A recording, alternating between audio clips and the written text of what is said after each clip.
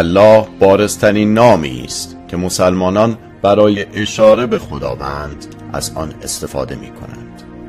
الله در حقیقت الاله بوده است.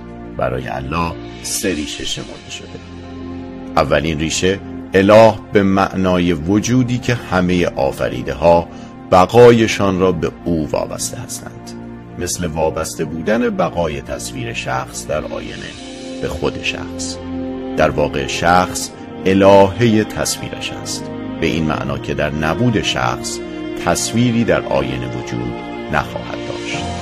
دومین معنا، اله مشتق از کلمه وله به معنی حیران ماندن است که همزه آن بدل از واو است.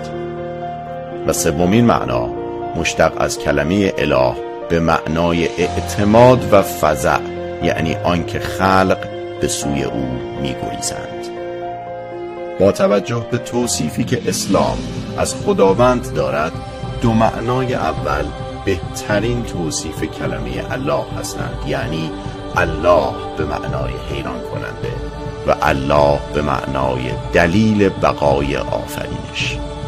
وقتی انسان با چیزی فراتر از تخیل خود روبرو می شود، به طوری که قدرت وصف آن را پیدا نمی کند، یا وقتی قادر به درک و توصیف عظمت چیزی نمی شود، حسی در وی شکل می گیرد که به آن حیرت می گویند. در واقع حیرت نشانه عاجز شدن انسان از درک یک عظمت است.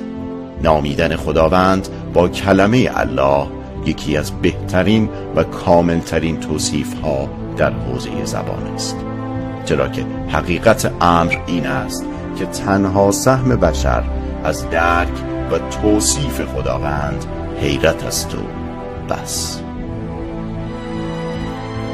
چون که ادراک از قیاس آمد پدید، کی توانی نام بر او برگزید. نام او غایب ز انشاء بشر، بین اشارت باشد در سر نگر. هرچه این پس آید القاب خداست، در حد دانسته ها و فهم ماست.